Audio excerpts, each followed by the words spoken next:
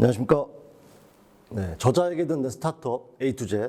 네, 오늘은 저자가 바라본 투자자, 투자 전략 이런 부분에 대해서 좀 말씀을 드리도록 하겠습니다.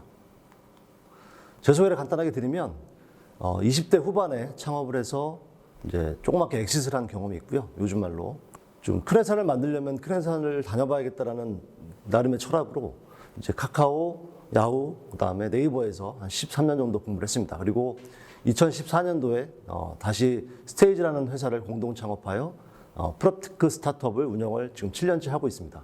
누적으로는 한 110억 정도 투자를 받았고요.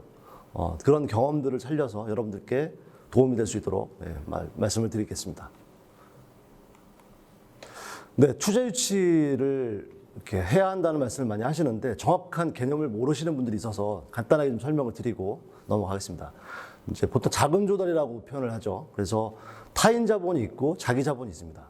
우리가 얘기하는 투자 유치는 대부분 자기 자본이죠. 타인 자본은 우리가 흔히 얘기하는 대출의 개념이고요.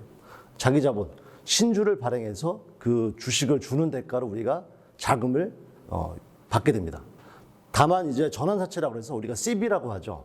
그래서 컨버터블 본드라고 하는데 처음에는 대출의 개념이었다가 나중에 주식으로 전환하는 이런 전환사채도 존재한다는 점을 유념하시기 바라겠습니다. 자, IR이라고부터 얘기합니다. 인베스터 릴레이션이고요. 미래의 특정한 이익을 얻기 위해서 현재 시간이나 자본이나 다양한 리소스를 투입하는 것을 우리가 투자라고 하죠. 그 대출인 경우에는 추후에 이제 원금이나 이자 상환에 대한 부담이 있고요. 투자 유치 같은 경우는 지분을 이제 할애하는 방식인데 장단점이 있습니다. 현금에 대한 흐름이 좀 좋은 상황이라면 대출을 받아서 이자를 납입하는 게 맞고요. 다만 현재 지금 매출이 없는 스타트업이 많기 때문에 먼 미래에 대해서 지분을 약간 할애하더라도 폭발적 성장을 위해서 투자 유치를 하는 것이 더 좋을 수 있습니다. 때로는 이제 투자자가 어떤 산업에 대해서 지식이 많으시고 또 여러 가지 후속 투자나 이런 장점이 있기 때문에 그런 투자자를 만나시는 것도 좋습니다. 자, 왜 필요한가? 왜 굳이 남의 돈을 끌어들여서 사업을 해야 되는가? 의문이 들 수 있습니다. 계속 말씀드리지만 스타트업이 처음에 2, 3년 동안은 매출이 있기가 쉽지 않습니다. 기술 개발하셔야 되고 또 앱을 또 만드셔야 되고 또 사람도 계속 고용을 해야 되기 때문에 계속 매출보다는 비용이 클 수밖에 없죠. 그래서 투자 유치를 통해서 스스로 마련할 수 없는 어떤 그 자금에 대한 것들을 안정적으로 공급하고요. 또 계획성 있는 우량 자금 유치를 통해서 사업을 원활하게 수행할 수 있습니다. 그리고 보통 이제 리니어하게 점진적으로 성장하는 것은 투자자들이 좋아하지 않죠. 폭발적으로 우리가 보통 얘기하는 제이커브를 그리는 게 스타트업의 어떤 명분이기도 하기 때문에 이런 폭발적 성장을 위해서 자금 유치가 필요합니다.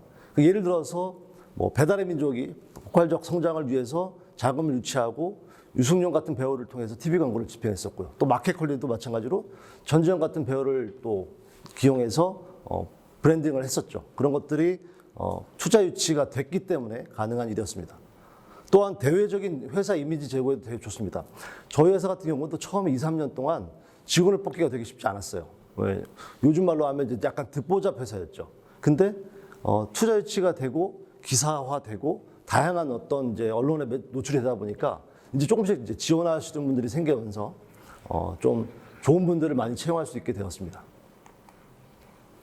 투자 유치 방법은 아까 처음에도 간단하게 말씀드렸는데요. 이제 금융기관 차입, 이제 뭐 1금융권에서 차입하는 방법이 있을 거고요.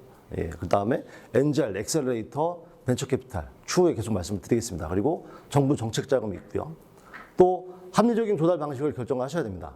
제가 이제 투자 유치 관련해서 좀 뭐 멘토링 같은 걸 해드릴 때도 설계를 잘 하셔야 된다. 이번에 얼마를 필요하고 얼마를 받아야 되고 또 지분 할애를 어떻게 할 것이고 또 어떤 투자 유형으로부터 받을 것인가 이런 것들을 잘 설계하셔야만 의미 있는 투자 유치 활동을 할 수 있습니다. 네. 자, 투자 유치를 위해서는 이런 것들이 필요합니다. 투자 유치를 왜 하는가? 지금 꼭 필요한가? 이런 어떤 기본적인 개념 뭐 이런 것들을 아셔야 되고요. 그 다음에 회계적인 이슈, 재무적인 이슈, 그 다음에 또 신주를 발행해서 해야 되는 여러 가지 이제 상법상의 이슈 이런 것들도 다 이해하고 계셔야 됩니다. 예, 그리고 이제 적합한 투자자를 찾는 것이 가장 중요하죠. 그래서 현재 우리 사업에 도움이 될 만한 그런 투자자를 찾는 게 매우 중요합니다. 그리고 끝으로 투자 유치에 대한 어떤 사업 계획을 하기 위해서는 이 IR 대기라고 하는데 투자 유치를 위한 사업 계획서를 작성을 하셔야 됩니다. 네, 그 사업 계획서 준비하시고요. 또 지분에 대한 것들을 투자자들이 많이 관심 있게 봅니다. 그래서 지분은 되게 이제 회사의 중요한 자산이기도 하고 공동 창업자들끼리 합의해서 적절하게 분배를 하셨겠지만 투자자 관점에서는 최대 주주가 누구인가, 예, 그리고 지분을 적절하게 분배를 했는가 이런 것들을 되게 중요하게 봅니다. 그리고 예를 들면 이제 개인 사업들을 시작해서 나중에 필요할 때 법인으로 전환하시는 분들이 많습니다. 근데 이제 그건 상관없습니다만 기업의 어떤 투명성을 제고하기 위해서는 회계적인 처리나 비용 집행, 뭐 자금 집행들을 투명하게 하셔야 됩니다. 개인 사업자로 하면 사실은 이제 개인 어떤 뭐 카드를 긁는다든가 여러 가지 이제 일들이 있는데 그런 것들 좀 조심하시기를 부탁을 드리겠습니다. 투자 유치는 어렵습니다. 뭐 플랫폼이나 뭐 벤처스퀘어 같은 매체를 보면 매일 투자받는 소식들이 나오죠. 그래서 나 빼고 다 투자받는 것 같은 생각을 하게 됩니다. 근데 사실은 그렇지 않습니다. 스타트업이 추정컨대 뭐 최소한 10만 개가 된다고 합니다. 우리나라에. 예, 크고 작은 스타트업 다 포함해서.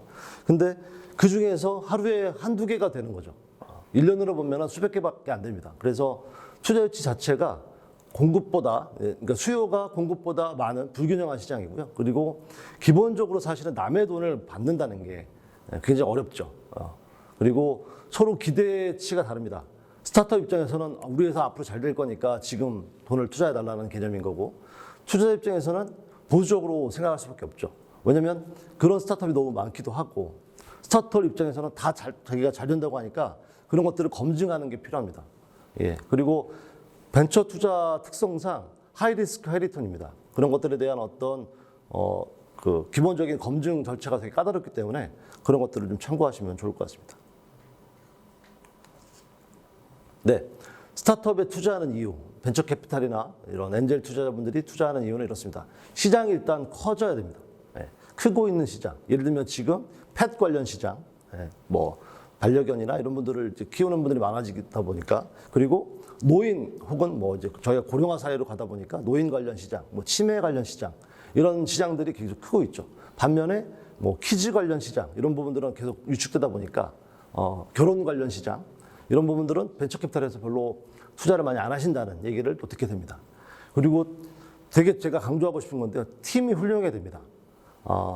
제가 만나본 다수의 그 대표님들께서는 그냥 뭐 동네 친구, 뭐 아니면 대학 동기들 중에서 이렇게 팀을 많이 구성을 하세요.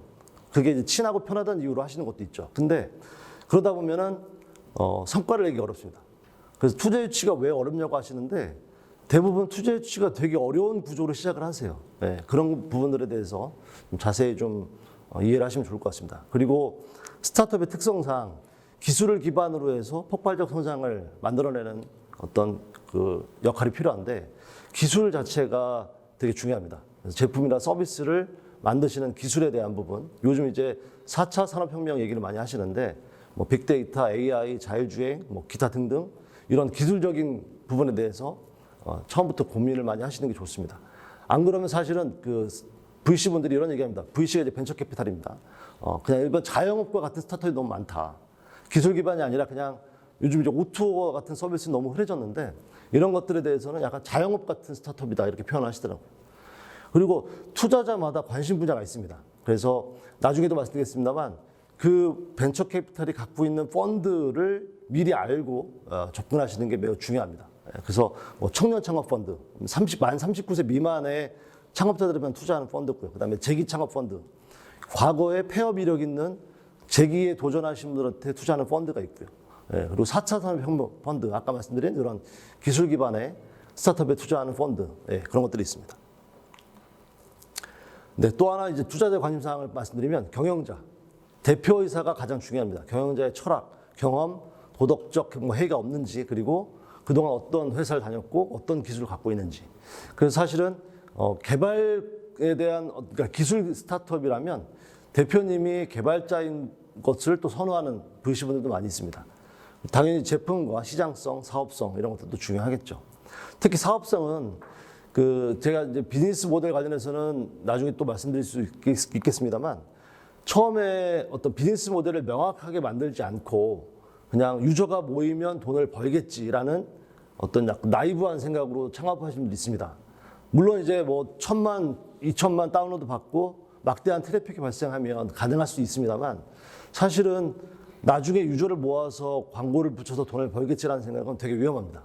지금 1,000만 명이 넘게 쓰고 있는 당근마켓도 마땅한 수익 모델이 없는 상황이거든요. 그러니까 처음부터 수익 모델을 잘 설계하셔야만 직원들한테 급여를 제때 줄 수 있고 지속 가능한 경영이 될 수 있습니다. 네, 투자 유형을 간단하게 좀 말씀드릴게요. 제일 이제 적은 금액으로 다수의 어떤 투자자 유형은 엔젤 투자자분도 있습니다. 개인으로 활동하시는 분들도 있고요. 그리고 클럽 또는 조합을 만들어서 단체로 투자를 하시는 분들도 있습니다. 그 위에 이제 엑셀러레이터라고 해서 우리나라 이제 스파크랩스나 프라이머 같은 이제 1세대 창업자분들이 이제 엑싯을 하시고 그 자금으로 엑셀러레이터를 운영하면서 투자를 하고 계시고요. 자세한 부분은 뒤에 또 말씀드리겠습니다. 그 위에 이제 정부 지원 자금과 같은 이제 것들이 있고, 뭐 신용보증기금, 기술보증기금, 그 다음에 VC도 마이크로 VC, 소액이라고 말씀드리기 좀 애매합니다만, 2억에서 5억 정도 투자하신 분들이 있고요. 그 이상 이제 창업투자회사, 벤처캐피탈들이 있습니다.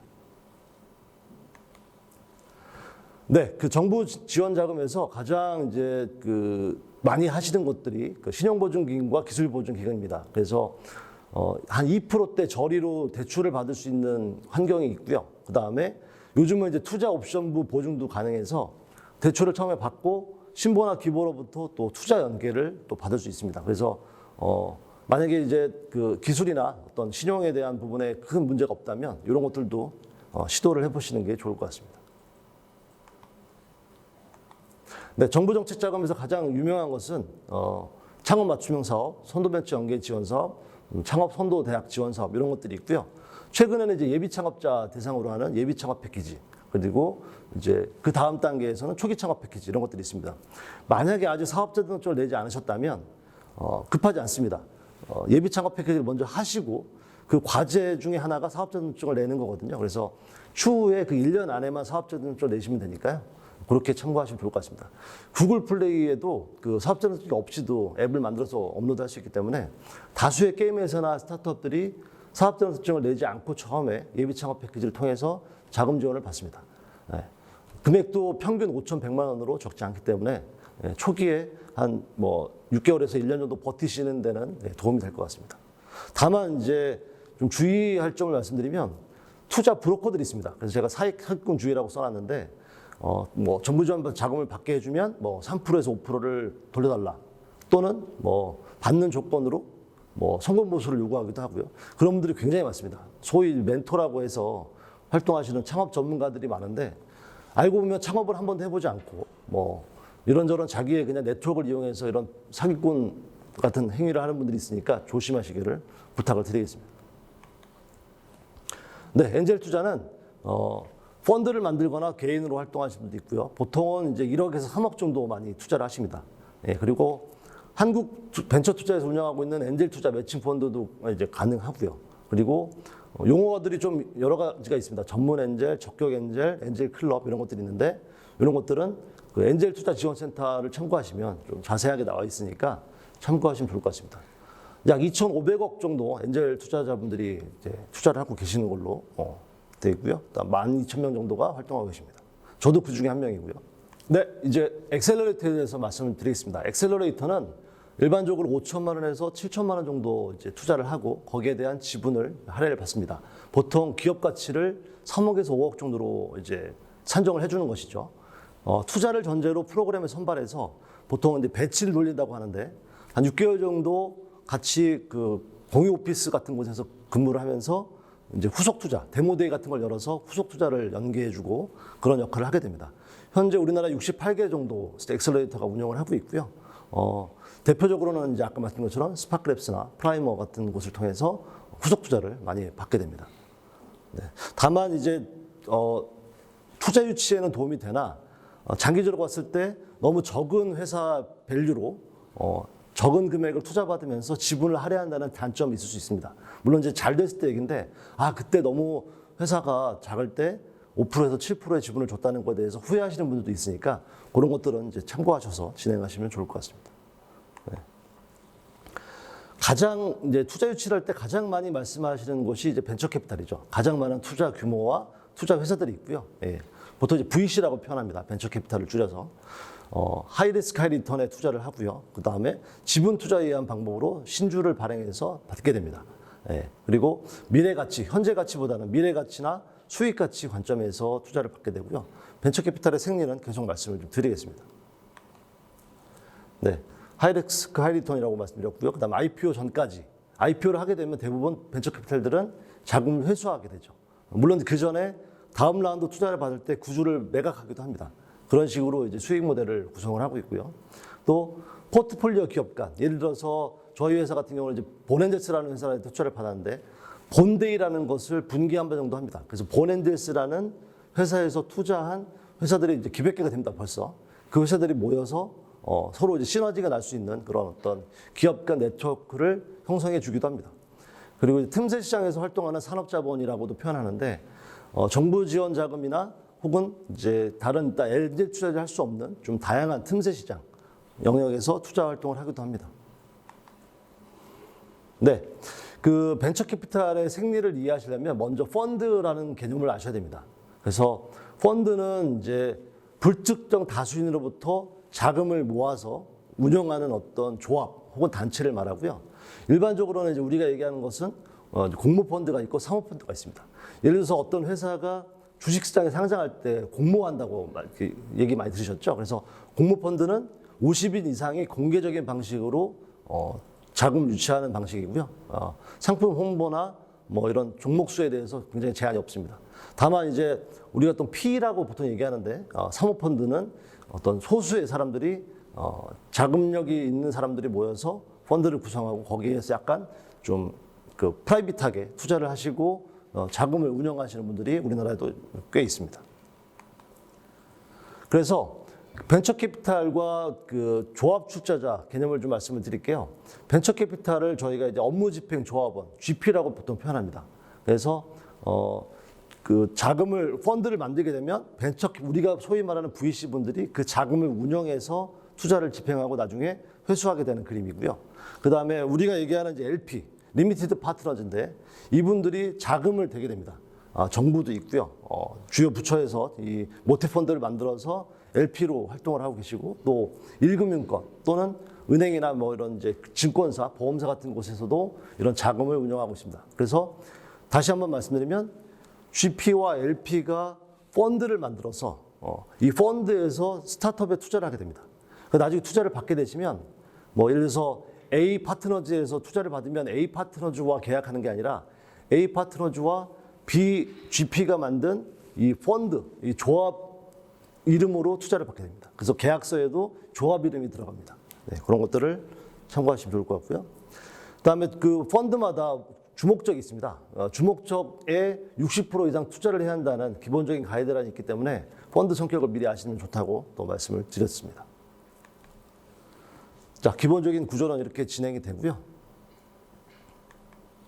자, 그리고 이제 벤처 캐피탈과 비슷한 유형의 신기사, 신기술 사업 금융회사라는 게 최근에 생겼습니다.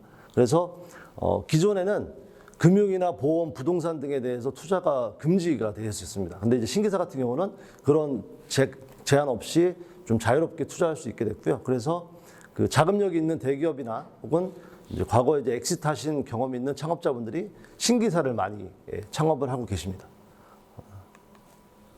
네, 벤처 캐피탈도 회사입니다. 그냥 자선 사업하는 어떤 좋은 회사, 좋은 기업이 아니라 그들도 돈을 벌어야만 합니다. 그 생리를 알고 접근하시는 게 좋습니다. 벤처 캐피탈도 기업이기 때문에 돈을 벌어야 되고요. 보통 펀드 운영 수수료 2%를 받습니다.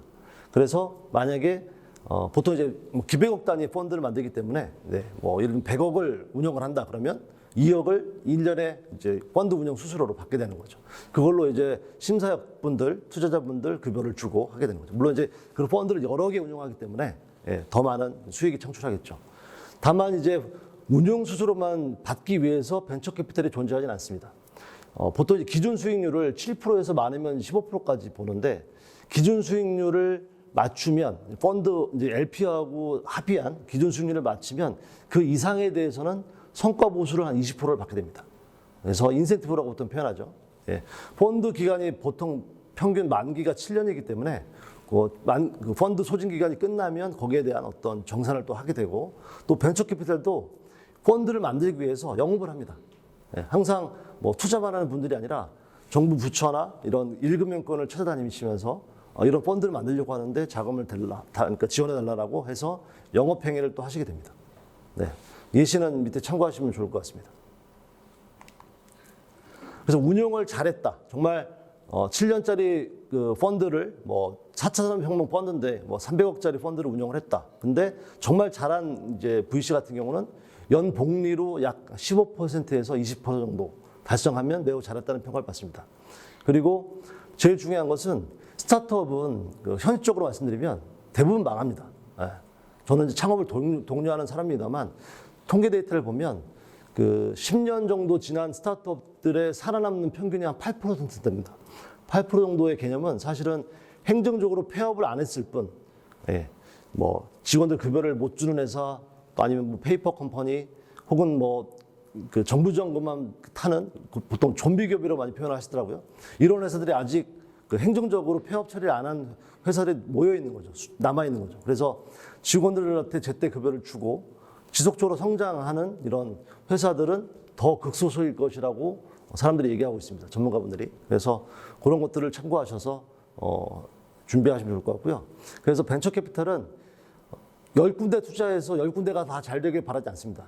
예, 9군데가 망해도 한 군데가 대박이 나는 그런 구조를 더 선호하고 그렇게 해서 투자를 하고 있습니다. 예전에는 그 회계사나 증권사 출신들이 많았습니다. 심사역들 중에 투자자. 근데 지금은 이제 워낙 모바일 혹은 뭐 4차 산업혁명, AI 뭐 이런 자율주행 같은 새로운 기술들이 많이 나오다 보니까 어떤 기술에 대한 백그라운드를 갖고 있는 좀 젊은 분들이 투자 활동을 많이 하고 계세요. 그래서 심사역을 만났는데 뭐 20대 후반이나 30대 초반인 분들도 있고요. 예, 그런 분들이 투자를 많이 하고 있다. 그래서 투자자를 알고 접근하시는 게 좋을 것 같습니다. 네, 벤처펀드의 좋은 사례인데요. 엑셀 파트너즈라고 해서 보통 이제 5천억 정도를 이제 굴리는 펀드입니다. 세계적으로 유명한 펀드고요. 페이스북 초반에 100억을 투자해서 10조 원을 회수했다고 합니다. 이게 이제 자료에 나와 있는 데이터고요. 그래서 1000배 정도 수익이 난 거죠. 또 세콰이어 캐피탈이라고 해서 뭐 예를 들면 직방에도 투자했고 토스에도 투자하는 회사인데 1조 정도를 굴리는 회사입니다. 근데 왓츠앱이라는 그 메신저 회사에 600억 초반에 600억 투자해서 3조를 회수했다고 합니다. 예, 그리고 한투파, 한국투자 파트너즈는 보통 뭐 300억짜리 펀드를 운영하고 계시는데 YG 초반에 투자해서 뭐 10배 정도 수익을 냈고요. 최근에 이제 그 보넨지스라고 회사가 배달의 민족이 이제 그 매각이 됐죠. 3억 원 투자해서 초반에 3천억 정도를 회수했다고 합니다. 그래서 약간 1000배 정도 수익이 난 거죠. 이런 것들이 이제 약간 레전드급으로 얘기가 되는 이런 벤처 투자의 사례라고 보시면 되겠습니다. 벤처 캐피탈도 되게 어렵습니다. 스타트업의 옥석을 가리는 것도 힘들고요. 그다음에 미국 시장 대비 우리나라는 M&A가 활성화되어 있지 않습니다. 미국 시장 같은 경우는 M&A가 되게 활성화되어 있기 때문에 2, 3년 차 스타트업들이 뭐 수백억에서 이렇게 수천억까지 그러니까 엑시트하는 경우도 많은데 우리나라는 그런 것들이 많이 없죠. 그래서 대부분 IPO, 주식시장 상장에 의존을 하고 있습니다. 근데 이제 문제는 IPO가 평균 10년에서 11년이 걸립니다. 일반 스타트업이 창업해서 주식시장에 상장하기까지 보통 10년 내에 걸리고요. 물론 그 전에 여러 가지 이제 그 기술 스타트업이나 이런 분들이 좀 빨리 하시는 분들이 있습니다만 굉장히 예외적인 케이스죠. 예.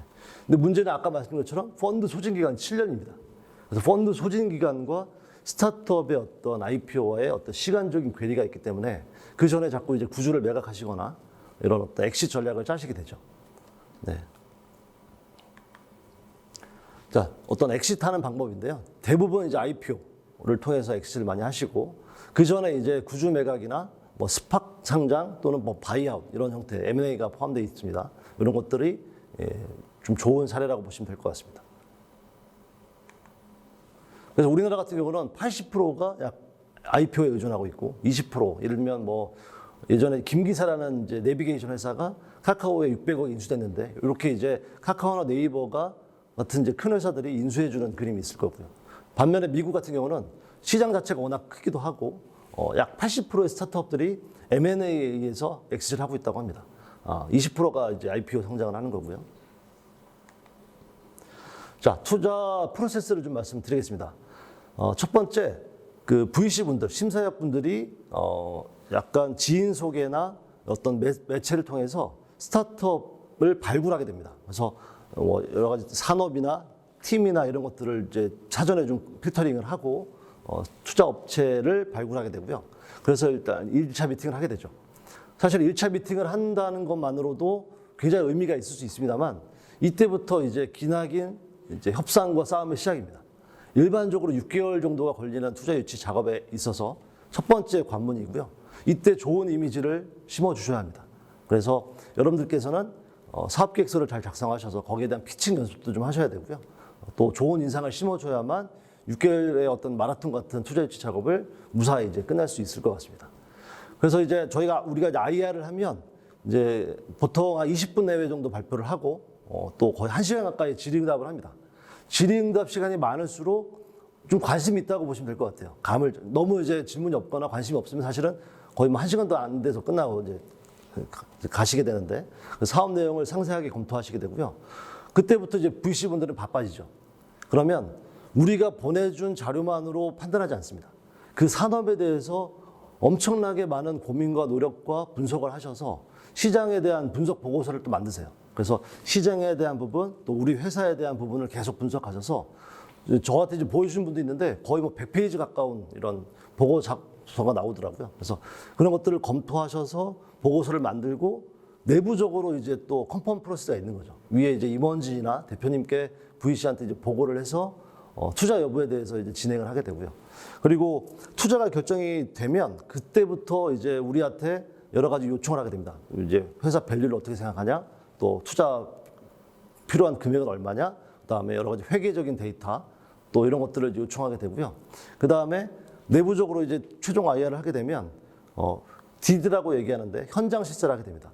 현장 실사는 두 가지가 있습니다. 회계적인 실사가 있고요. 그래서 그 제휴가 되어 있는 회계법인에서 회계사분들이 두세 명이 나옵니다. 회사 규모에 따른 다릅니다만 회계사 두 분이 나와서 거의 이틀 동안, 저희 경험상 말씀드리면 이틀 동안 그동안 했던 계약서, 뭐 재무제표 이런 것들을 다 받아서 검토를 하시게 됩니다. 그리고 오프라인으로 어떤 그 업장이 있거나 사업을 하시는 분들은 현장 실사를 또 하게 됩니다. 그래서 직접 발로 뛰어가면서 이게 실제로 있는 어떤 업장인지 실적이 나오고 있는지 이런 것들을 또 검사를 하시게 됩니다. 그런 것들이 종료가 되면 텀칫을 이제 그러니까 보내시게 됩니다. 그래서 계약서를 주시기 전에 텀칫이라고 이제 계약의 주요한 내용만 정리한 요약본이라고 보시면 되는데 보통 A4 용지 한 장에서 두 장 정도가 됩니다. 이런 것들을 보내주시고요. 거기서 합의가 되면 계약서가 오고 검토해서 날인하게 되죠. 그 다음에 끝으로 이제 주금 대금 납입이라고 하죠. 그래서 투자금이 유치가 됩니다. 이렇게 6개월 정도 걸리는 작업을 하시게 됩니다. 보통 이제 일반적으로 100개를 만나면 전환율이 이렇습니다. 그래서 첫 미팅을 한 30개 정도밖에 안 합니다. 30%죠. 그리고 IR 패칭까지 또 10개밖에 안 하게 되고요. 10개 중에서 예비 투심, 본 투심, 이제 보통 두세 단계의 투자 심의위원회가 걸리는데 이렇게 해서 전환율을 보셔서 나중에 보시면 결국은 100개 중에 2개 정도만 투자를 한다. 이렇게 좀 쉽지 않은 그런 결과물이라고 보시면 될 것 같습니다.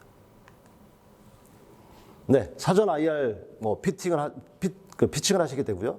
보통 이게 2주에서 많으면 12주 걸립니다. 그리고 투심이라고 하는데 투자심의위원회가 열리고 보통 8주 정도 걸리고요. 그리고 계약 체결과 납입까지 또 10주 내외가 걸립니다. 그래서 정말로 이제 빠르게 진행이 되면 한 3개월, 길면 6개월 가까이 걸린다고 생각하시면 될 것 같고요. 만약 6개월 이상 투자 유치 작업을 하셨는데도 어떤 투자 유치에 대한 좋은 반응이 없으면 좀 제로 베이스로 해서 다시 한번 이제 사업이나 이런 그 성과에 대해서 좀 준비를 하시는 게 좋을 것 같습니다. 네, 실사 아까 말씀드렸는데 이런 것들이 필요합니다. 그래서 회계적인 자료, 일반 어떤 계약서, 투자 관련 기존에 투자를 받으셨다면 투자 관련 자료, 주주간 계약서, 또 조직 관련, 인사 관련 노무 이슈 이런 것들이 없는지 이런 것들을 좀 준비하시면 좋고요. 그다음에 현재 뭐 소송 중에 있다 이런 것들을 좀 좋아하지 않기 때문에 그런 것들을 좀 깔끔하게 마무리하시는 게 좋습니다. 그리고 뭐 특허를 받아놓으시는 게 있으면 그런 이제 특허에 대한 뭐 IP, 지적재산권도 준비하시는 게 좋습니다. 네. 주식의 종류가 여러 가지가 있습니다. 텀시세 보면 첫 번째로는 이제 주식의 종류가 들어갑니다. 그래서 보통주, 뭐 우선전환 상환주 이런 것들이 있는데 그런 것들은 미리 좀 공부하시는 게 좋습니다. 아주 초기에는 일반적으로 보통주로 합니다. 거기에는 어떤 옵션도 없는 게 보통주입니다. 근데 그 뒤로 갈수록 우선주, 상환주 뭐 이런 것들이 이제 조건이 붙게 되고요. 쉽게 말씀드리면 조건이 많을수록 스타트업에는 불리해집니다. 투자자 입장에서는 좀 좋아지는 거고요. 왜냐하면 거대한 금액을 입금하기 때문에 거기에 대한 안전장치로 자꾸 옵션을 거는 거죠. 그런 것들을 좀 사전에 참고하시고요. 그래서 주식의 종류가 중요하고요. 그다음에 뭐 투자 유치 금액, 밸류, 상환 조건, 상환을 나중에 어떻게 할 것이냐. 투자금이라는 게 그냥 주고 끝나는 게 아닙니다. 영업이익이 발생하면 나중에 상환에 대한 조건을 걸기도 하고요. 다양한 여러 가지 이제 옵션이 붙게 됩니다. 그다음에 뭐 경영 관련 사항, 또 기본적인 상법 베이스로 해서 요청하는 것들이 있고요. 그다음에 투자금 사용처. 만약에 10억을 투자받았다. 10억을 마음대로 쓸 수 있는 게 아닙니다. 사전에 협의한 투자금 사용 내역을 공유해서 그런 것들에만 투자를 할 수 있게끔 되고요. 그 이외의 목적으로 투자금을 집행하시게 되면 경영상의 동의를 꼭 받으셔야 돼요. 그게 안 돼서 나중에 소송까지 가는 경우도 있고요. 투자금을 이렇게 다시 상환해야 되는 분들이 꽤 많이 있습니다. 그래서 잘 참고하시고요. 네. 자, 심사역들이 좋아하는 어떤 이제 스타트업의 조건인데요. 첫 번째 사업 모델이 우수해야 되고요. 인력 구성이 훌륭해야 되고, 기술이 우수해야 되고, 시장이 커져야 되고요. 또 M&A를 통한 사업 확장 또는 구주 매각이나 엑시시 용이한가 이런 것들도 많이 보시게 되니까 이런 내용을 좀 참고하시면 좋을 것 같습니다. 자, 뭐 계속 말씀드리겠습니다. 일단 고객의 페인 포인트를 잘 해결하고 있는가. 페인 포인트라는 개념은 고객이 불편한 점, 고객이 힘들어하는 점 이런 것들을 이 스타트업이 잘 이제 해결하고 있는가 이런 것들을 좀 많이 그렇게 보시게 되고요. 아니면 혁신적인 기술, 뭐 토스처럼 금융의 혁신을 일으킨다거나 직방처럼 뭐 프로테크 부동산 영역에서 혁신적인 어떤 기술을 갖고 있다거나 이런 것들을 많이 보시게 됩니다. 그리고 제일 중요한 덕목인데 지속적으로 폭발적으로 성장할 수 있는가. 아까 말씀드린 제이커브의 개념이고요. 예. 그러니까 아까 말씀드렸던 것처럼 리니어하게 그냥 점진적으로 성장하는 것은 스타트업의 또 도리가 아닌 거죠. 네. 또 창업팀의 적합도, 적합한 기술을 갖고 있고 적합한 이력, 학력, 경험 이런 것들을 갖고 있는가. 네, 이런 것들을 많이 보게 됩니다. 네, 그리고 뭐 일반적 기업 현황, 그다음에 주주 구성. 주주 구성을 많이 보는 이유는 주주가 누구냐에 따라서 사업의 성패가 또 결정되기도 합니다. 그래서 만약에 A 투자자가 봤을 때 B 투자자가 이미 들어와 있는데 B 투자자가 사업에 크게 도움이 안 되고 여러 가지 간섭만 한다거나 이런 일들이 있을 수 있기 때문에 그런 것들을 좀 사전에 보시게 됩니다. 네, 인력과 기술 계속 말씀드렸고요. 참고하시면 될 것 같습니다. 또 시장과 영업 전략 이런 것들도 보게 됩니다. IR 자료 만드실 때 영업 전략, 마케팅 전략 이런 것들을 빼시는 분들이 굉장히 많더라고요. 사실은 잘 모르시기도 하고요. 근데 결국은 우리 제품이 우수하다, 그리고 고객을 모으겠다 이런 두 가지 관점에서 얘기하다 보면 그 중간에 결국은 영업 마케팅 전략이 필요합니다. 그래서 이런 부분도 미리 좀 고민하셔서 준비하시는 게 좋습니다. 네. 자, 벤처캐피탈에서 중시하는 지분 구성은 대표이사가 최대 주주여야 됩니다. 그래서 지분 나눌 때 좀 많이 이제 홍역을 치르시더라고요. 공동 창업자가 만약에 3-4명이 있는데, 이제 VC분들이 싫어하시는 게 소위 말하는 n분의 1입니다. 그래서 뭐 4명인데 25%씩 뭐 나눠 가졌다. 우리끼리는 되게 좋을 수 있죠. 굉장히 해피한데 투자자들이 볼 때는 배가 산으로 간다. 의사결정이 늦다. 이런 어떤 좀 클레임이 있을 수 있습니다. 그래서 가능하다면 대표이사께서 60% 이상의 최대 주주를 하시는 것을 추천을 드립니다. 사실 60%로 시작해도 투자를 2-3번 받으면 대부분 30% 언더로 떨어집니다. 예를 들면 쿠팡 이번에 이제 상장을 했습니다만 10% 정도밖에 안 되시는 걸로 제가 들었습니다. 기사에서. 그래서 그렇게 희석이 된다고 하죠. 신주를 계속 발행하기 때문에 주식수가 늘어나는 거죠. 그럼 처음에 대표님께서 60%를 갖고 계셨는데 모수가 늘어나다 보니까 지분이 희석될 수밖에 없는 거죠. 네. 그래서 바람직하지 못한 사례가 대표이사의 지분이 낮은 경우, 그다음에 외부 지분, 이제 내부에 계신 어떤 임원들이나 공동 창업자가 갖고 있는 지분이 아니라 외부에 있는 그 관계자분들이 갖고 있는 지분이 많이 있는 경우는 별로 좋아하지 않습니다. 그리고 이제 되게 해피한 얘기입니다만 물론 투자를 받는 것 자체가 어렵습니다. 근데 투자를 받게 된다면 또 투자자분들이 특정 스타트업에 몰리는 경우가 많습니다. 그래서 계속 말씀드리는 뭐 직방이나 토스나 마켓컬리 이런 회사들은 거의 뭐 줄을 서시오 이렇게 하죠. 투자자분들이 이제 투자를 하고 싶어 하니까 계속 커지고 있죠 또. 근데 결국은 투자자분들이 많을 때는 투자를 누구한테 받는 게 앞으로 사업적으로 도움이 될 것인가를 보시는 게 좋습니다. 드문 케이스긴 합니다만 투자자분들이 여러 명이 이제 그 경쟁을 할 때에는 비딩을 할 때에는 어느 회사가 어떤 곳에 투자를 했었고 어떻게 저희한테 도움이 될지 이런 것들을 사전에 좀 공부하시면 좋을 것 같습니다.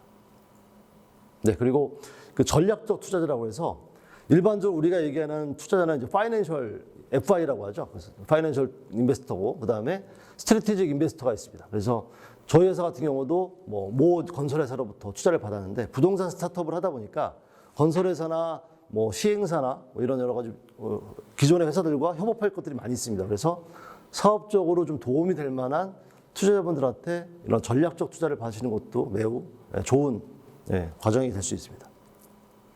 자, 스타트업의 발달 과정에 따른 투자 유치 전략을 좀 말씀드릴게요. 그 초반에 사실 미국식 유머가 들어있긴 합니다만 초반에 투자하신 분들을 3F라고 표현합니다. 패밀리, 프렌드, 그리고 풀리시, 풀. 약간 바보 같은 분들이 처음에 회수 가능성이 낮은 스타트업에 투자한다. 이런 개념이겠죠. 처음에는 이렇게 이제 FFF 또는 엔젤이나 엑셀러를 통해서 아까 설명드린 이런 투자를 받게 되고요. 이때 투자하시는 게 시드머니부터 시작해서 약간 한 5억 언더의 어떤 초기 이렇게 투자금이 되겠죠. 이때 보통 2, 3년 정도 데스밸리를 경험하게 됩니다. 매출은 없고 비용만 발생하고 정말 쉽지 않은 힘든 시기죠. 그걸 보통 이제 데스밸리라고 표현하는데 이 시기를 거쳐서 성과가 나오고 예를 들면 앱 다운로드가 뭐 100만 이상이 된다거나 여러 가지 매출이 의미 있는 매출이 발생을 하게 되면서 시리즈 A, B, C 이렇게 투자를 받게 됩니다. 우리나라는 D는 많지 않고요. 그래서 각 시리즈별로 간단하게 또 나중에 설명을 드리겠습니다. 보통 이제 그 중기청에서 만드신 데이터인데 사실은 그 업력별로 직원 수나 이런 자기 자본금, 기술 인력 수 이런 것들에 대한 통계를 낸 자료입니다. 되게 많은 스타트업들을 대상으로 조사를 하셨기 때문에 저희도 사실은 지금 시리즈 B까지 와 있는데 얼추 맞더라고요. 저희도 지금 7년 차가 됐고 직원 수가 한 40명 정도 되는데 비슷한 데이터를 보여주고 있습니다. 네, 참고하시고요. 그래서 보통 이제 시드 혹은 프리 A까지 보면 이제 수천만 원에서 많으면 이제 최대 한 10억까지 투자를 하게 되고요. 반대로 생각하시면 됩니다. 10억을 투자받았다. 근데 보통 벤처캐피탈 분들은 지분을 10%에서 많으면 20%를 갖게 됩니다. 20% 이상의 지분을 요구하는 벤처캐피탈들은 많지 않습니다. 그리고 위험합니다. 경영권에 대한 방어가 어렵기 때문에. 그래서 만약 이번에 10%, 그러니까 10%를 주고 10억을 투자받았다는 얘기는 기업 가치를 100억 정도로 서로 합의를 한 거죠. 그러니까 여러분들께서도 역으로 생각을 하셔야 됩니다. 이분은 얼마 투자받을 건가요? 물어봤을 때 5억이요. 근데 아무 생각 없이 기업 밸류를 생각 안 하시면 나중에 문제가 될 수 있는 거죠. 만약에 기업 가치를 10억 정도로 서로 합의를 하고 있는데 5억을 투자받겠다? 말이 안 되는 거죠. 왜냐하면 지분을 50%를 줄여야 되는 거니까. 그럼 경영권에 문제가 생깁니다. 그리고 이제 시리즈 A, B, C까지 가면서 투자 금액이 100억 이상 올라가게 되고요. 미국 같은 경우는 시리즈 우버나 이런 곳들은 시리즈 D, E, F까지 다 갔죠. 그래서 수천억 이상 투자를 또 받게 됩니다. 투자자를 만날 수 있는 방법이 많지는 않습니다. 그래서 이제 콜드콜, 이제 그냥 전화번호 홈페이지에서 보시고 전화하는 경우 있고요. 그 다음에 대표 메일, 인포 메일 보시고 이메일 사업 케이스 보내시는 분들이 있는데 이렇게라도 하긴 해야겠죠. 처음에는 지인이 없고 하면. 근데 벤처캐피탈에 계신 분들이 하나같이 하신 말씀이 절대 안 본다. 콜드콜이나 콜드메일은 하루에도 수십 통이 오고 수백 개의 IR 자료를 검토하기 때문에 이렇게 해서는 절대 보지 않는다고 하시더라고요. 그래서 물론 처음에는 정말 이렇게라도 열심히 하셔야겠습니다만 가능성이 높진 않다. 그래서 제가 워스트라고 써놨고 제일 좋은 건 사실은 지인 소개입니다. 근데 이제 그 지인이 누구냐에 따라 다른 거죠. 굉장히 덕망 있고 VC 사이에서 좀 신뢰도가 있는 분들이라면 소개를 해서 만났을 때 굉장히 좋은 이제 시너지가 날 수 있고요. 다만 그분이 좀 문제가 있거나 VC 사이에서 좀 안 좋은 분이면 좀 반대의 결과가 나올 수 있습니다. 그래서 벤처 캐피탈 업계에 있다거나 혹은 그런 지인들이 많다고 해서 무조건 다 좋은 건 아니기 때문에 또 사전에 좀 조심하시면 좋을 것 같고요. 그리고 이제 우리가 현실적으로 할 수 있는 방법은 창업 경진대회 또는 뭐 데모데이 이런 걸 통해서 자기를 계속 노출을 시켜야 되죠. 그리고 스타트업 관련 컨퍼런스가 요즘 많죠. 뭐 미더비라고도 표현하시는데 그래서 이런 데 가서 명함을 그냥 100통 들고 가세요. 그래서 계속 뿌리는 거죠. 그러다 보면 이제 물론 스타트업 관계자분들이 많긴 합니다만 간혹 이제 VC에 계신 분들을 만나게 됩니다. 그럼 명함이라도 갖고 연락을 해야 지난번에 뵀던 누군데 이번에 저희가 사업계획서를 좀 업데이트해서 좀 보내드렸습니다. 투자를 받으려고 하는데 좀 조언 좀 부탁드릴게요. 뭐 이런 식으로 약간 캐주얼하게 연락드리는 건 너무 좋죠. 그래서 여러 가지 발품을 팔아야 된다. 그리고 이제 새로운 제품이 나오거나 새로운 기술이 개발됐다거나 뭐 특허를 받았다거나 이럴 때 언론, PR이라고 하죠. 미디어 노출을 통해서 여러분들의 회사를 자꾸 알려야 됩니다. 그게 이제 직원들 채용에도 용이하고요. 또 VC분들한테 자꾸 이런 회사가 있네? 괜찮은데 한번 연락해볼까? 이런 생각이 들게끔 PR 작업을 지속적으로 또 하셔야 됩니다. 자, 다음은 기업 가치 측정하는 방법에 좀 말씀을 드리겠습니다. 기업 가치를 산정할 때 대부분 이제 굉장히 논리적이고 어떤 뭐 엑셀을 돌려서 만든다고 생각하시는데 그렇진 않습니다. 현실적으로. 무형의 어떤 제품이나 서비스를 하고 계신 분들이 많고 실제 어떤 제품을 판매하는 스타트업보다는 기술 기반이나 앱 기반의 플랫폼 사업을 하시는 분들이 많기 때문에 어떤 그 논리적으로 계산하기가 쉽지 않습니다. 그래서 결과적으로 말씀드리면 창업 초기 기업의 가치는 협상의 결과물이다. 그리고 그 이전의 레퍼런스, 어떤 기업이 그 산업에서 얼마의 밸류로 얼마를 투자받았다. 그런 것들이 이제 좋은 참고 사례가 됩니다. 그래서 그런 것들을 참고하시고요. 두 번째는 이번 라운드에서 필요한 금액. 올해 이런 성장을 하기 위해서는 5억이 필요해요. 5억은 마케팅에 1억, 인력 채용에 2억, 뭐 어디에 뭐 2억을 쓸 거예요. 이렇게 이제 기본적인 구성을 하시면 5억을 투자받겠다는 얘기는 아까 말씀드린 것처럼 역산해서 보통 10%를 주면 50억 내외. 그렇죠? 그런 것들을 사전에 설계를 하셔야 되고요. 해당 금액이 합의가 되면 그 금액을 받고 몇 퍼센트의 지분을 줄 것인지 또 내고를 해야 됩니다. 근데 물론 처음에는 협상이 어렵죠. VC분들이 어떤 그 갑에 위치해 있기 때문에 갑질을 하진 않으십니다만 갑에 위치해 있기 때문에 VC분들의 말을 처음에는 잘 들을 수밖에 없는 게 우리 또 현실이기도 하죠.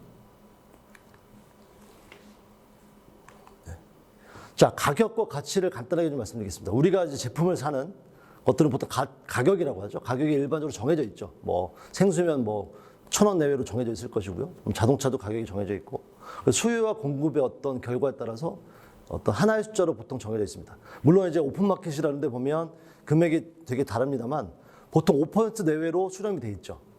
근데 가치는 반대로 얘기하면 서로 합의된 결과물이기 때문에 미래에 대한 기대치입니다. 그래서 하나로 정해져 있지 않습니다.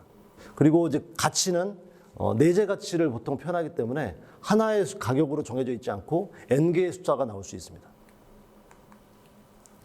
그래서 프리머니 밸류와 포스트머니 밸류에 대한 개념을 아셔야 되는데요. 이런 사례가 있습니다.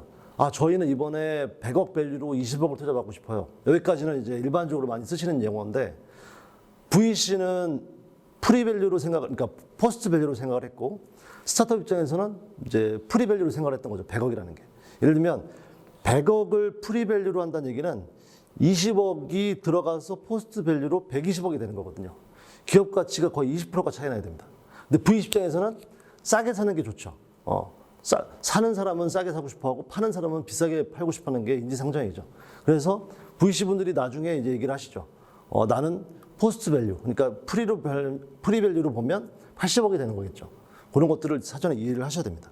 그래서 프리밸류는 투자 전 기업 가치, 포스트 밸류는 투자금이 들어간 이후의 기업 가치가 되겠습니다.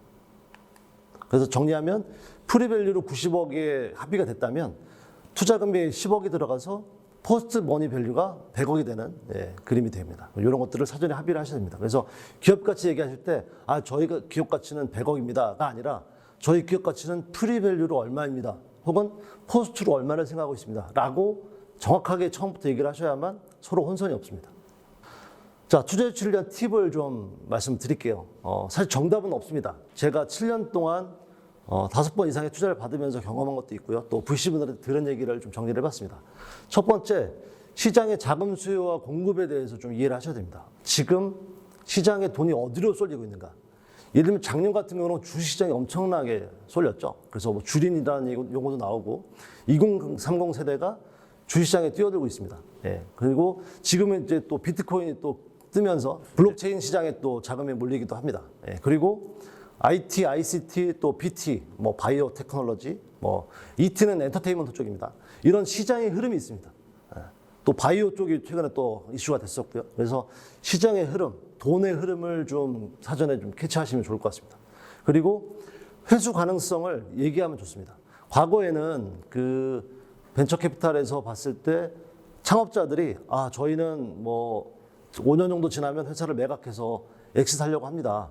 이런 얘기하는 것들을 좋아하지 않았습니다. 무슨 창업가가 정말 거대한 기업을 만드는 걸 목표로 해야지 무슨 M&A를 생각해? 이런 시절이 있었는데 지금은 그렇지 않습니다. 왜냐하면 투자자분들도 그런 M&A나 IPO를 통해서 엑시트를 해야 됩니다. 스타트업만 엑시트하는 게 아니라 투자자분들도 엑시트를 해야 되기 때문에 회수 가능성이나 시기에 대해서도 얘기하는 게 좋습니다.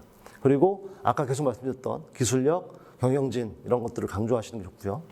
투자 조건 아까 말씀드렸던 것처럼 뭐 투자 주식 수, 뭐 주식의 종류, 투자 금액 이런 것들도 생각을 하셔야 됩니다. 계속 말씀드리지만 시장의 흐름을 잘 파악을 하셔야 됩니다. 코스닥 시장이 위축이 됐다. 또는 뭐 상장 등록 심사가 강화됐다. 뭐 이런 여러 가지 뉴스를 보시면서 또 거기에 따른 또 변화를 대응하셔야 되고요. 뭐 미국의 어떤 뭐 금리가 올랐다 내렸다 이런 것도 영향을 미칩니다. 네, 그리고 최근 2년간 되게 그 투자를 많이 했기 때문에 신규 투자처를 찾기가 어렵다 이런 얘기도 하십니다. 네, 그래서 이런 것들도 시장의 변화를 좀 이해하시면 될 것 같고요. 또 외국인 자금이 들어오는가, 빠지고 있는가 이런 것들도 굉장히 중요한 변수가 됩니다. 주식만 해당이 되는 게 아니라 스타트업 투자 업계에도 영향을 미친다는 것을 좀 거시적인 관점에서 좀 보시면 좋을 것 같습니다. 자, 그리고 벤처 캐피탈의 투자 과정이 굉장히 주관적입니다. 저도 깜짝 놀랐습니다. 어떤 공식이나 로직이 있어서 거기에 숫자를 넣고 대입해서 나오는 결과가 아니라 그 회사 밸류 자체도 사실은 아까 제가 협상의 결과물이라고 말씀드렸는데 투자 과정 전체가 사실은 매우 주관적인 과정입니다. 개인의 호불호가 있고요. A라는 그 투자 회사는 너무 좋다라고 판단을 하실 수 있지만 B라는 회사는 또 반대로 저희는 투자하기 어렵다, 성장하지 않을 것 같다 이렇게 판단을 하기도 합니다. 그래서 정말로 개인적인 어떤 생각들도 들어갈 수 있으니까 참고하시고요.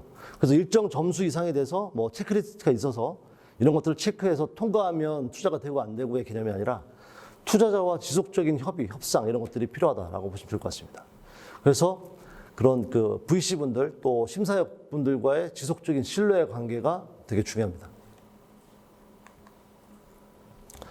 투자자에 대한 정보를 사전에 파악하는 게 중요합니다. 그래서 결성한 펀드, 최근에 결성이 됐는가 아니면은 아까 7년이라고 말씀드렸는데 만기일이 다가오는가. 만기일이 다가왔다는 얘기는 펀드를 거의 소진했다고 보시면 돼요. 근데 반대로 만기일이 다가왔는데 펀드를 많이 소진 못했으면 투자 심의 그 과정에서 조금 덜 까다롭게 하기도 합니다. 왜냐하면 펀드를 소진하지 못한 것도 VC 입장에서는 그 메리트가 없거든요. 그래서 나중에 LP들한테 또 보고를 해야 되고 이런 과정이 있기 때문에 펀드 소진 여부가 매우 중요합니다. 그리고 어떤 단계에 주로 투자를 하는가. 예를 들면 한국투자파트너즈 같은 경우는 거의 프리 IPO 단계에만 투자를 합니다. 수백억 정도를. 그러니까 빅 10 안에 드는 이 벤처캐피탈들은 굉장히 큰 금액 중심으로 투자를 하고요. 조금 이제 작은 이제 VC 같은 경우는 5억에서 많으면 30억 정도 투자를 하시는 곳들도 많이 있으니까 그런 것도 이제 마이크로 VC라고 아까 말씀드렸죠. 네, 그리고 기존에 투자받은 회사들로부터 그 투자자의 평판을 사전에 좀 이렇게 정보를 아시는 것도 좋습니다. 왜냐면 이제 투자를 많이 하시는 그 VC분들은 사회이사 같은 걸 요구하기도 하세요. 그런데 이제 아시겠지만 이사회가 회사 경영 입장에서 매우 중요합니다. 가장 두 가지가 이사회와 주주총회죠.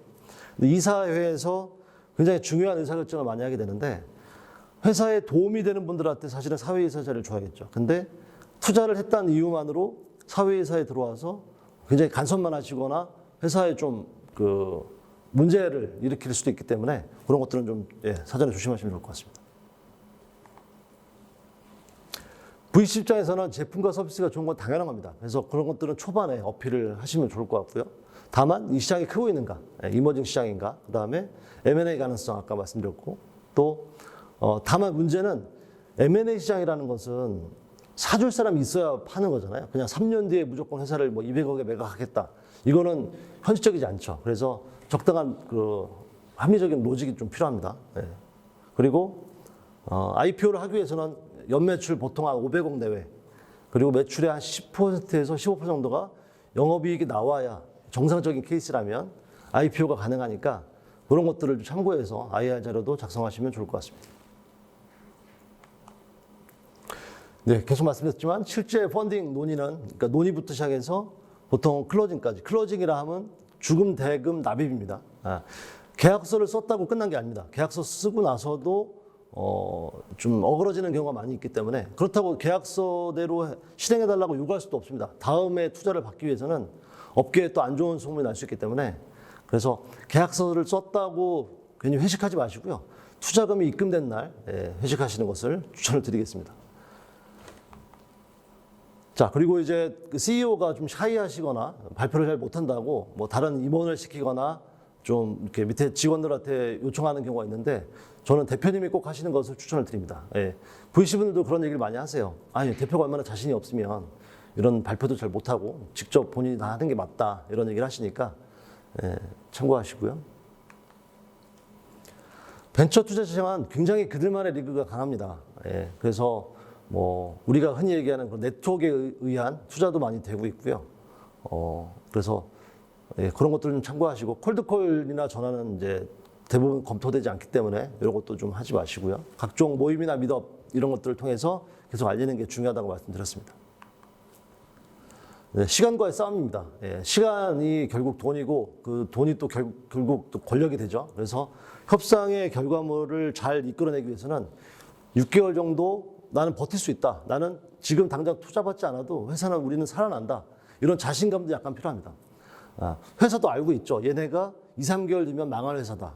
급여도 줄 돈이 없다. 그러면 회사의 배율을 자꾸 깎게 됩니다. 그렇기 때문에 정보를 사전에 너무 노출할 필요도 없고요. 적정선에서 유지하면서 어떤 협상의 결과물을 이끌어가는 게 매우 중요합니다.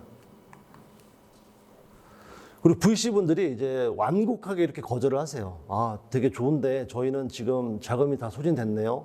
또는 뭐 되게 흥미롭지만 저희가 이제 외국 회사에는 투자 않습니다. 뭐 외국계 VC를 만났을 때, 또 뭐 아니면 뭐 저희가 워낙 지금 관리하고 있는 회사가 많아서 투자하기 어려울 것 같습니다. 아무튼 결국은 당신네 회사가 성장할 것 같지 않으니 투자 안 하겠답니다. 그걸 돌려서 상대방이 기분 나쁘지 않게 얘기하시는 게 또 매너라고 생각을 하셔서 그렇게 얘기를 하시는데, 문제는 그렇게 완곡하게 거절을 하셨는데 그 얘기를 곧이곧대로 듣고 일주일 만에 막 뭔가 IR저를 수정했다거나 뭐 제품이 조금 개선이 됐는데 또 가서 피칭해달라고 하고 투자해달라고 하면 약간 스토킹하는 거랑 비슷합니다. 그래서 그러지 마시고요. 정말 성과가 확 달라졌다, 혹은 정말 좋은 제품이 다시 나왔다. 그래서 6개월이나 1년 뒤에 재도전하시는 게 좋습니다. 그래서 완곡한 거절을 당하면 그 회사를 계속 컨택하지 마시고요. 다른 회사를 찾으세요. 자, 투자 유치는 100명을 만나서 99명한테 거절을 당해도 1명만 되면 됩니다. 사실 취업도 마찬가지죠. 99군데 떨어져도 한 곳만 되면 됩니다. 그래서 저희도 사실은 시리즈 A 단계일 때 80군데한테 거절당했습니다. 제가 이렇게 막 성장 가도를 달려온 게 아니라 계속 부침이 있었고 많은 스타트업들이 그렇습니다. 그래서 보통 한 10군데, 20군데 거절을 당하시면 되게 의기소침해지고 되게 우울해하시더라고요. 그러지 마세요. 그들은 거절하는 게 당연해요. 그렇기 때문에 나는 100군데 만날 거야. 100군데 만나서 한 곳만 되면 돼. 근데 신기하게 그 한 곳이 되면 클럽들이라고 표현하는데, 여기가 다른 또 두세 군데 좀 친한 VC분들을 소개해서 같이 들어옵니다. 정말 신기한 일들이 생겨요. 그래서 끝까지 포기하지 마시고 정말 의기소침하지 마시고 투자 유치 작업을 하시길 부탁을 드리고요. 다만 6개월, 1년 가까이 아무한테도, 아무 어떤 VC한테도 좋은 시그널을 못 받았다. 그러면 조금 전략을 수정해서 사업을 진행하시는 것을 추천을 드립니다. 그리고 되게 어려운 얘기입니다만 투자가 안 됐을 때를 대비하는 게 필요합니다. 저희도 사실은 시리즈 A 단계에서 아까 말씀드린 것처럼 80군데한테 거절을 당하면서 예정했던 시간보다 늦어졌습니다. 그래서 직원이 그때 50명까지 갔다가 20명 정도의 직원을 감원하고 되게 힘든 시간을 좀 보냈습니다. 남아있는 직원 급여를 또 50%씩 삭감하고 임원들은 사실 급여를 거의 안 받았죠. 그러니까 그런 과정을 겪지 않으려면 사전에 플랜 B, 플랜 C를 준비하시는 것도 좋습니다. 네, 투자 관련 사이트가 이런 것들이 있습니다. 특히 제가 이제 강조하고 싶은 건 두 번째 있는 그 디바라는 사이트를 잘 모르시더라고요. 여기 들어가시면 각각의 VC가 운영하고 있는 펀드 성격이나 기간 이런 것들을 알 수 있습니다. 그래서 사전에 그 VC가 구성하고 있는 갖고 있는 펀드를 알고 접근하시는 게 매우 좋다 말씀을 좀 드리고 싶어요. 자, 그 창업 열풍이 많이 불고 있습니다. 근데 저도 창업을 독려하는 사람입니다만 집밥 백종원 선생님께서 골목스테이 나와서 계속 주장하시는 게 결국은 준비된 창업을 해라. 근데 카페나 이런 식당조차도 사실은 철저한 준비 없이 진행하시면 다 망하게 되죠. 고객들을 유입하기 어렵고 스타트업도 똑같습니다. 창업 열풍이라 대학생분들이나 이런 이제 그 회사 다니셨던 분들이 별다른 준비 없이 이렇게 창업 전선에 뛰어드는 분들이 많은데 미생에 이런 얘기가 나오죠. 회사는 전쟁터지만 나오면 지옥이다. 그러니까 정말로 힘든 시기를 겪게 됩니다. 그래서 회사를 다니시고 있든 아니면 대학생 분들이시든 사전에 준비를 철저하게 하셔서 준비된 창업을 하시는 게 정말 필요합니다. 그래서 창업은 잘못되면 정말 본인뿐만 아니라 가족들까지 힘들어지게 됩니다. 그래서 사전에 준비를 철저하게 하시기를 정말 진심으로 부탁드리겠습니다. 카카오의 김범수 의장이 네이버를 퇴사하면서 카카오를 창업하셨잖아요. 그때 그 친한 직원들한테 해주셨던 얘기예요. 배는 항구에 있을 때 가장 안전하다. 근데 그것이 배의 존재의 이유는 아니다. 여러분들께서도 이제 배를 띄우실 때 먼 바다에 나가서 많은 고기를 잡고 만선해서 준비해서 돌아오시기를 부탁을 드리겠습니다. 네, 고맙습니다.